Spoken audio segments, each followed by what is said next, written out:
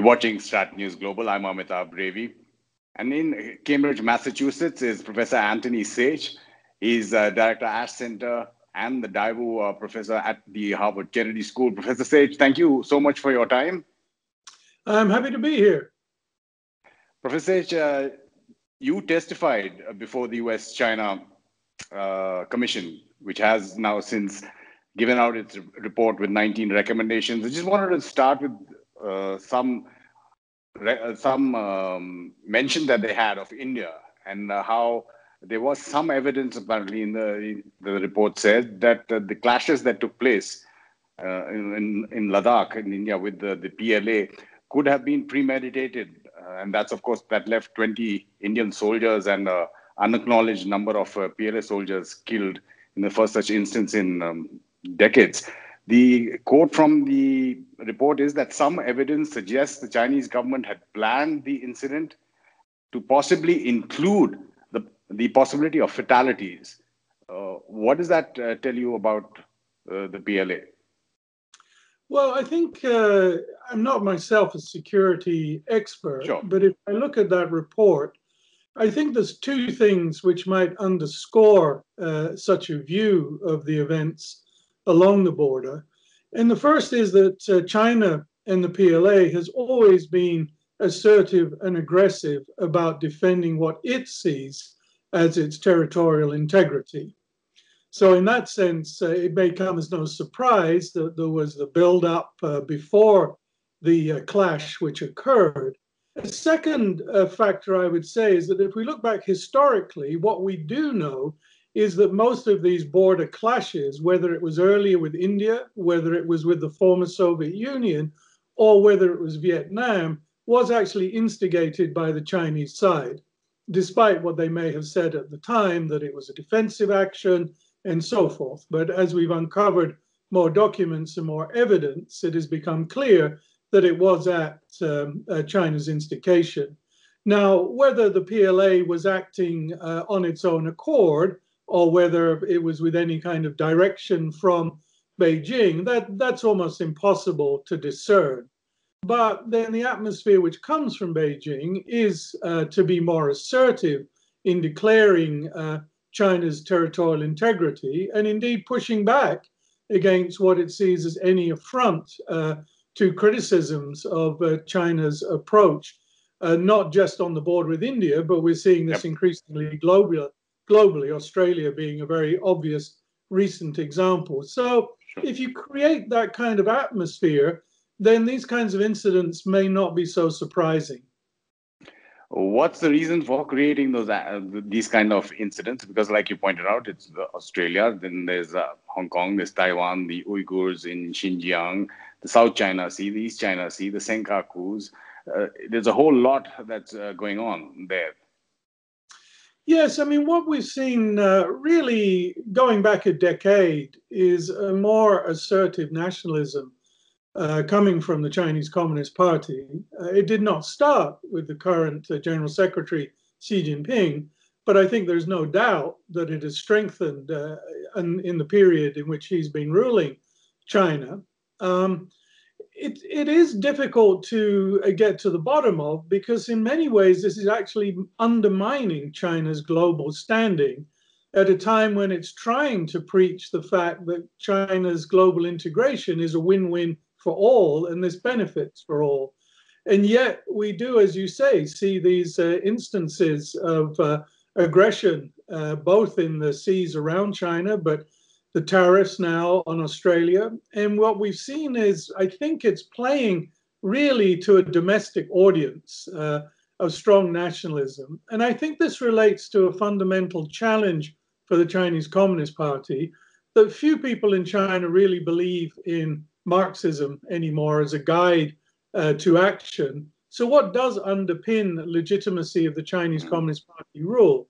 Well, okay, it's delivering a better life, but it's also drawing on China's traditions, but it is also promoting nationalism as a part of this idea of creating the China dream. And then I think as a result of that, you do get basically diplomats and others taking more aggressive stances not being willing to accept critical comments from overseas, but I think basically playing to a domestic audience by being much more aggressive. I think the military buildups in the South and East China Seas, I think that is significantly different, because that goes to questions, again, where we started this conversation around territorial integrity and territorial sovereignty. And there's no doubt that China sees an important part of its legitimacy laying with keeping that territorial integrity together. And that includes bringing Hong Kong back under its closer control, and eventually, they hope, bringing about reunification with Taiwan, which from their perspective is really, apart from sort of small patches of land here and there, the major territorial issue, which is unresolved from 1949. As you have put it, and you put it in your testimony as well to the US-China Commission, that there seems to be now a consensus even in Washington that China is the major geostrategic challenge. And even the Biden administration will have to deal with that and make it a top priority, which is what you're saying it should be in terms of foreign policy. Of course, he has a lot of domestic work to do as well. Yes, I mean, obviously, to start with, President-elect Biden will be consumed by dealing with the pandemic, but also trying to get the economy moving again.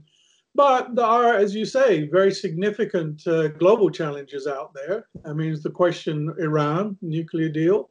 There's the question of still how to deal with North Korea. There's the question of what to do in Afghanistan. And as you rightly point out, what I think most people are now coming to the conclusion that the major geopolitical challenge is how does one deal with China?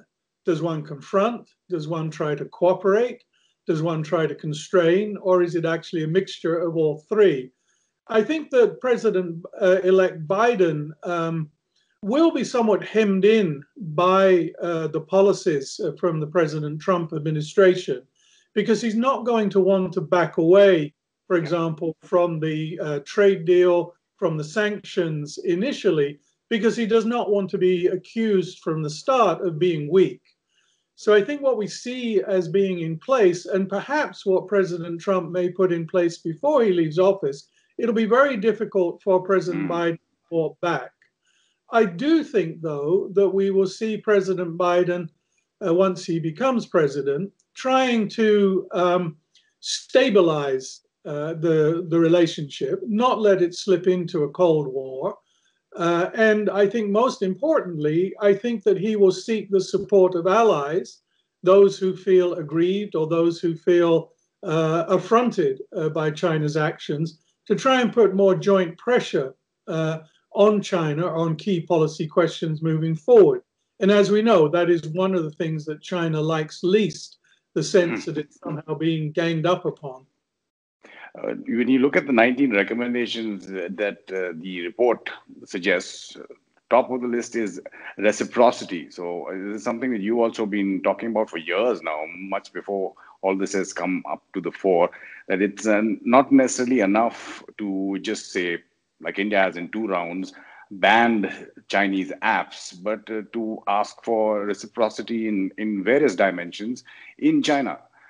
But that may be fine in terms of a recommendation, but how do you get the Chinese to agree to that? Yes, it's nice sounding words, isn't it? Yeah. And these things always come to how do we actually implement it? I agree with you. I mean, I think we need to back up a little bit and remember that when people talk about decoupling, you know, the United States of America didn't start that. It was China that decided to ban Facebook, to ban Google, and so on. And so they, in that sense, were the first movers. I think in terms of implementation, it goes back to what I was saying earlier. This is not going to happen on a one-on-one set of relationships. I think it has to be a coordinated pressure from a number of different countries together. And I think on some of the investment issues, some of the trade issues, where, for example, Japan, European Union, United States of America have made joint statements, you do see China beginning to maneuver, trying to shift its position somewhat. The problem for the Beijing leadership, of course, is that they do not want to appear weak in front of their own people. Given that they've stirred and fanned these flames of nationalism, the last thing they want to be accused of is backing down in front of pressure from other countries. But so it's more a question of competition. And I think where the dangers now are coming is that people are going to be forced to choose different worlds of AI and internet. And I think for you in South Asia, I think for people in Southeast Asia, this is going to become a huge problem. You know, do you go with essentially Western systems or do you go with Chinese-based systems? My personal view is that it's worth letting them compete because I think on the whole, many of the Western systems actually are still superior. If you think about search engines, certainly Google is much better than Chinese search engines that are available. But China sees this coming. I mean, just look at GPS. It does not to be reliant on Google for its GPS systems. Is now trying to develop its own satellite systems.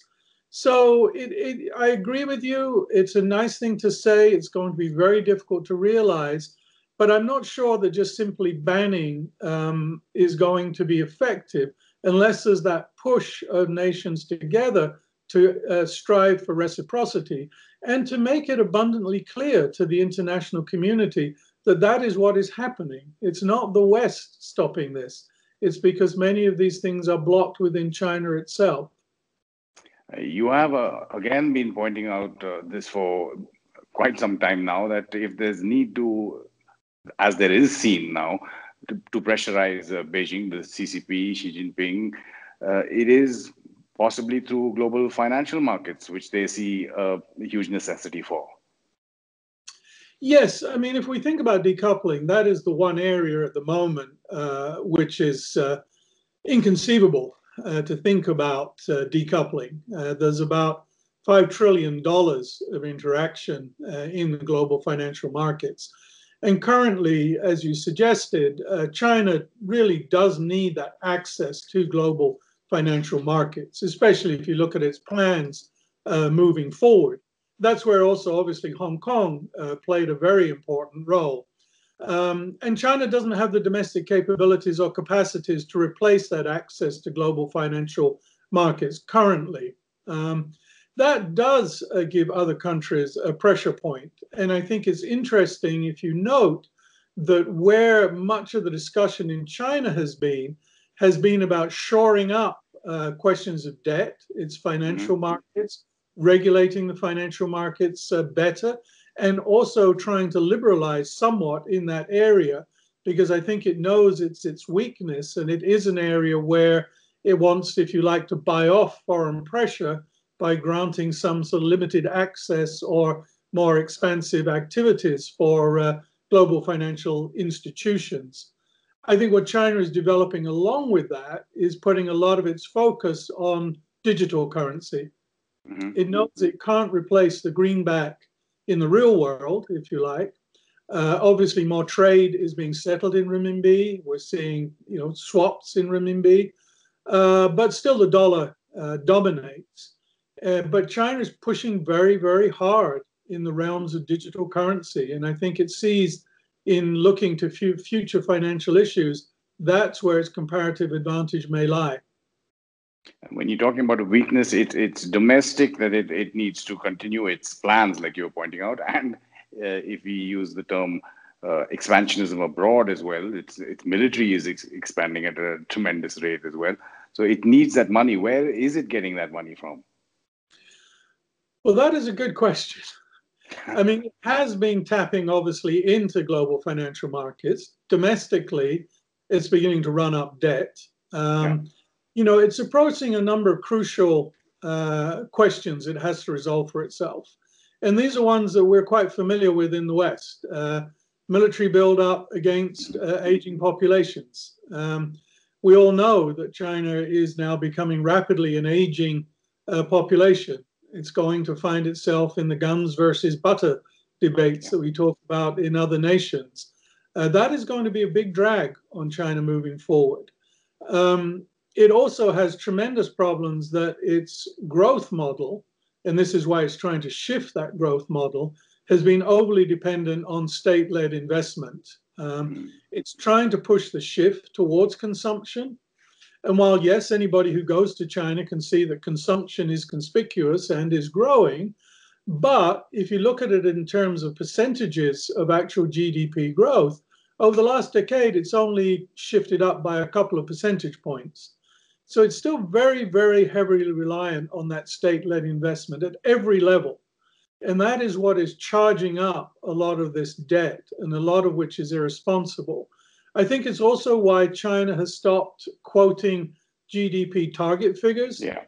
Because that's a signal to local government. Oh, I've got to hit 8%. Well, okay, I better build another bridge that we don't really need. Or maybe I'll build another airfield that we don't really need. Because those easily turn into GDP growth figures. So this is a major challenge for it, and it is going to have to wrestle with it. And I think recently it did, for one of the first times in 25 years, run a small deficit on its current account.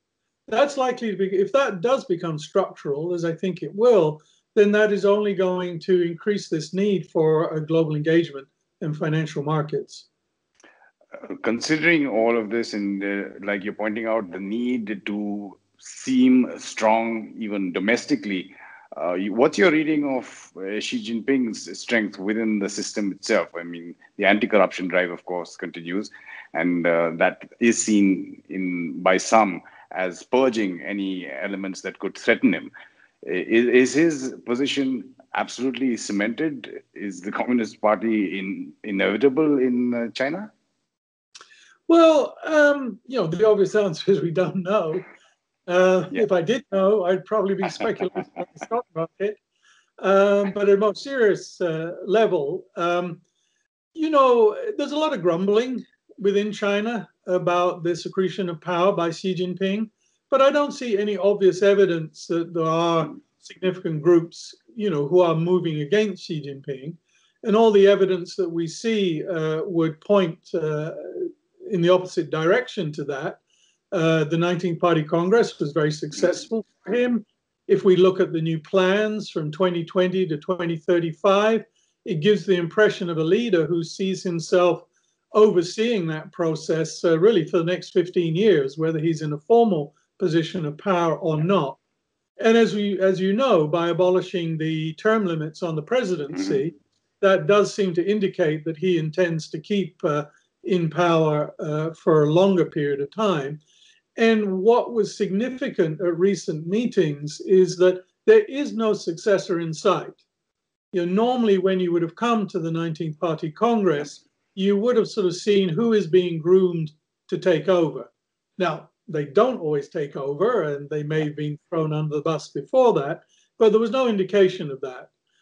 That, on the one hand, may be reassuring to people in the party. There's a continuity that Xi may be a strong leader.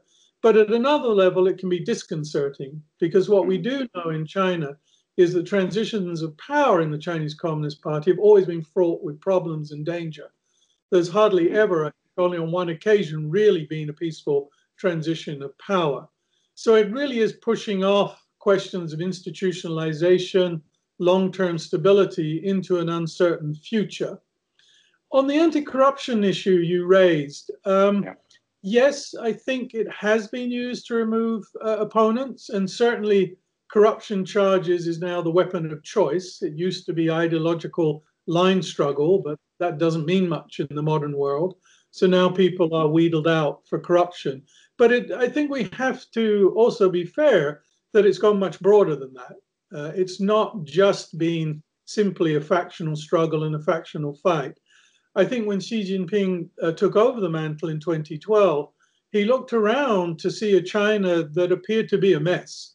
We had just had one huge scandal in the transition. Local governments seemed to be running out of control, pursuing their own interests. Society seemed to be running out of control. And I think he thought to preserve the Chinese Communist Party, it needed a re-centralization and a reaffirmation of its power. And certainly the anti-corruption measures seem to have proved broadly popular with people in China. And it's not, the big headlines, corruptions at the top. It's like in many countries, paying the little bribe here, the little bribe there, to actually get what should be your right under various regulations and various laws. And I think combating that gives him a deeper popularity than might otherwise be the case. The Thucydides trap, which is talked about so often, is that inevitable, a conflict? No, I think we shouldn't place too much faith in the idea of the Thucydides trap. In part, the actual history of the trap is somewhat more complex than it's often portrayed. I do agree with you, though, that there is now this concern and fear in the United States, particularly. I think also in India now, especially after the recent conflicts. But, China is a reality. It's not going away. Mm-hmm. That means we have to find a way to live with it. That means I think we have to be conscious about which of those areas that we feel we should be confronting China with, and those relate to questions, whether it's from the business side on the level playing field, whether it's around questions of human rights and abuses from a non-Chinese perspective, whether it's around these territorial disputes. But we have global problems that we need to engage China with. I mean, the obvious ones, climate change, the pandemic, absolutely. Also building proper financial regulations and infrastructure, the oceans, the seas. And I think what we need to do is that it shouldn't be dominated, as many of the global institutions are currently, by the West, because they're products of a post-Second World War outcome. I think countries like the United States have to be more accommodating to the interests of others. And that doesn't mean just China. I think it would include India. I think it would include Japan. I think it would include Brazil. And I think they have to become to feel that they are part of constructing that global architecture. So yes, there will be competition. Yes, there will be confrontation. But I think there has to be serious attempts to look at those realms where one might cooperate. Professor Tony Saich, thank you so much for your insights and your experience. It was a pleasure. Thank you very much for the invitation, and best wishes. And just for our viewers, a reminder that if you like our kind of journalism, just get onto our website to support us. Do follow us on our social media handles on Twitter, Facebook, and Instagram. You've been watching StratNews Global. I'm Amitabh, Revi.